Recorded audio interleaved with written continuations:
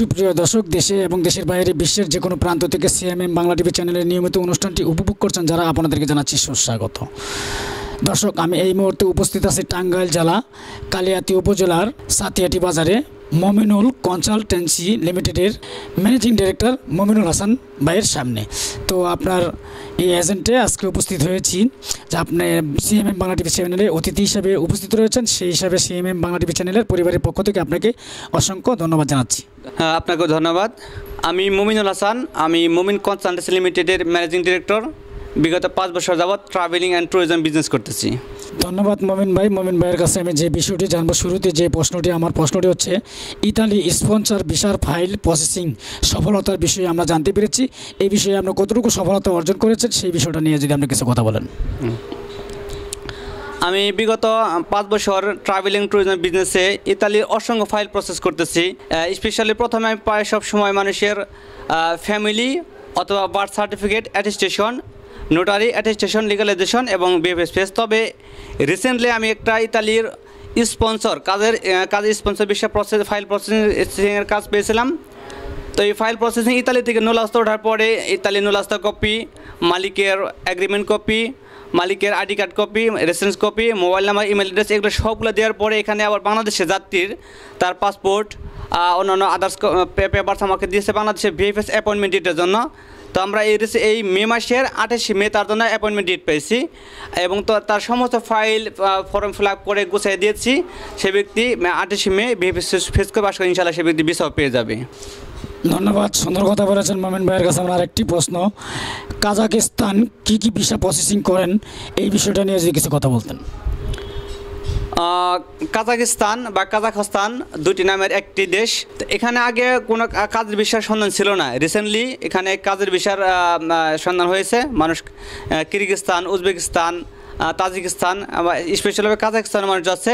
তবে Kazakhstan file processing একটু জটিল, এখানে যাওয়াটা খুব টাফ এবং খরচও বেশি।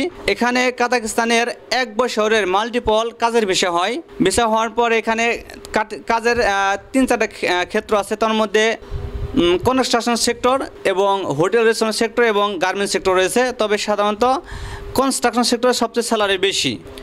এখানে আরেকটা সুবিধা হলো, এখানে ভিসা হওয়ার পরে যখন 1 বছরে মাল্টিপল কাজের ভিসা হয়ে যায় তখন তার পাসপোর্টটা নিজের হাতে থাকে এবং 6-7 মাস পার হওয়ার পরে সে ব্যক্তি তার নিজের ব্যবসা এক্সপান্ড করতে পারবে। অ্যান্ড দেন সে ব্যক্তি ইউরোপের বা অন্য কোনো দেশে যাওয়ার জন্য সে ব্যক্তির প্রস্তুতি নিতে পারবে, তার জন্য খুব সহজ হবে।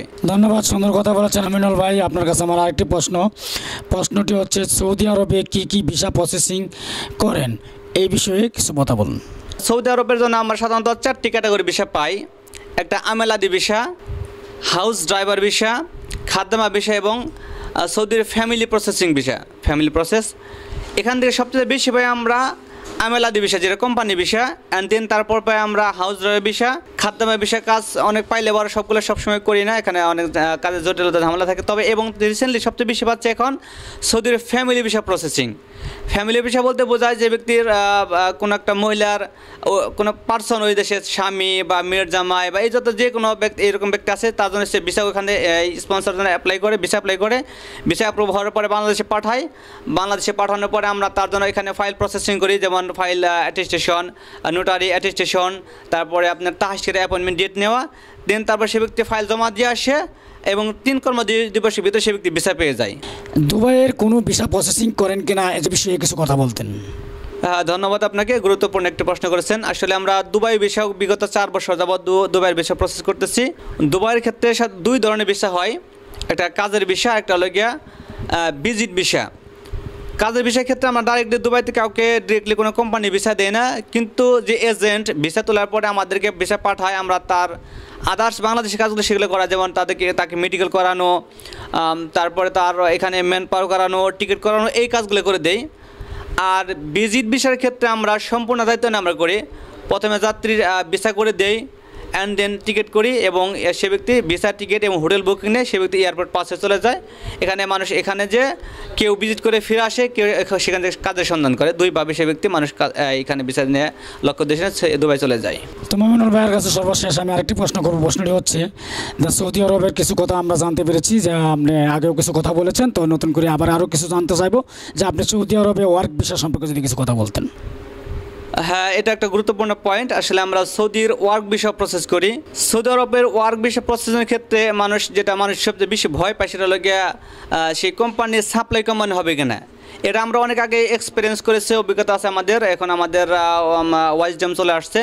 আমরা যাত্রীর জন্য খুব দেখে দেখে বেছে বেছে সবসময়ই 100% বা 100% কাছাকাছি ডাইরেক্ট কোম্পানিগুলোর কাজ করার চেষ্টা করি, যেমন আল সিডর, আল মাজাল, Al Arabiya, scientific equipment company, আল হাজলি, শিব আল জাজিরা, আল রশিক, আল কোমাটিক কোম্পানি, এই জাতীয় যত ডাইরেক্ট কোম্পানি আছে এগুলোতে কাজ করার আমরা আপ্রাণ চেষ্টা করি।